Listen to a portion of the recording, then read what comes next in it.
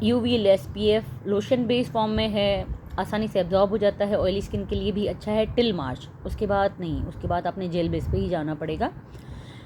Sunscreen लगाना बहुत ज़रूरी है, इसलिए क्योंकि ये आपकी स्किन के टेक्सचर को ख़राब नहीं करता, आपको एंटी एजिंग देता है, आपको मेलास्मा नहीं होता। जो कुछ भी इस्तेमाल नहीं करी, चाहे वो सुस्त है, चाहे वो गरीब है, चाहे वो डिप्रेशन में है, तो कम से कम ये चीज़ तो इस्तेमाल करो। मुझे पता है मैं तो नहीं कर रही थी, मैं बड़ा मुश्किल से करती हूँ।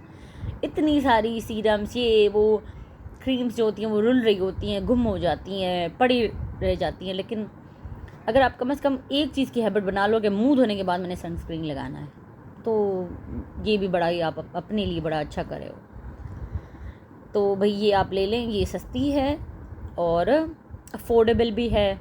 ऐसे नहीं है कि, वरना जब मैं डर्मेटोलॉजिस्ट के पास जाती हूँ और मैं लिखवाती हूँ जानबूझ के कि मैडम मुझे लिख के दे दें कि कौन सी सनस्क्रीन, 2000 से कम, 3000 से कम का वो सनब्लॉक नहीं लिखती।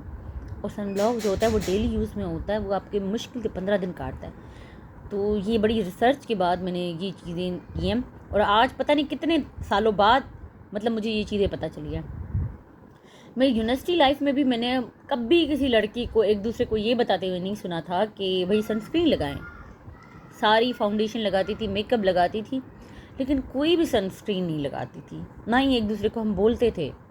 तो अब जाके मुझे पता चला है कि हमारी माएँ तक अवेयर नहीं थी इन चीज़ों से कि भाई बच्चियों को सनस्क्रीन लगाने का बोलना है, चाहे आप मेकअप ना लगाने थे, लेकिन कम से कम उन्हें एक हैबिट तो दें।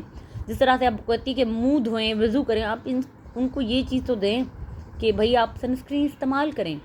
ये मेकअप नहीं है, अगर फाउंडेशन बेस इस्तेमाल करें तो फिर तो बंदा अच्छा ही लगेगा, लेकिन ये भी जो हैं ये भी बड़ी अच्छी कवरेज देती हैं और ये लाजमी चीज़ें हैं। लेकिन हमारी माओं को ना वो खुद अवेयर थी, ना उन्होंने कभी हमें मोटिवेट किया, ना कभी बताया। अब जाके हम उनको बता रहे हैं कि अम्मा सनस्क्रीन यूज़ कर लो। तो ये पुरानी जनरेशन और हमारी जनरेशन में बड़ा फ़र्क है। ट्राई करने का बड़ा शौक़ है, मैंने हज़ारों की प्राइस वाली भी की हुई हैं, लेकिन मैं आपको वो शेयर करी हूँ जो कि मतलब अफोर्डेबल भी हैं, आप ख़रीद भी सकते हो। अगर आपने इस्तेमाल नहीं की तो भी आपको ज़्यादा दुख नहीं होगा कि हमने, ये भी खाली हो चुकी है, मैंने ख़त्म कर लिया है। अब मैंने 3-4 और ऑर्डर की हुई हैं। अच्छा, इसी से अब मैं जा रही हूँ। मेरा बड़ा दिल था कि आपसे ये बातें शेयर करूँ।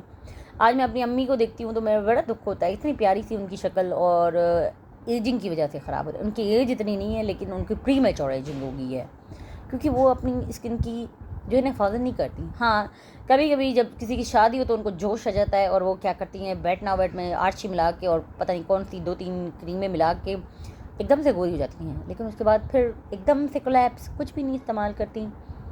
तो और वो चीज़ें जो है ना वो उनको नुकसान भी कराती थी। जब वो जवान होती थी तो उनको मेलास्मा का तो हमेशा मैंने उनके फेस पे देखा।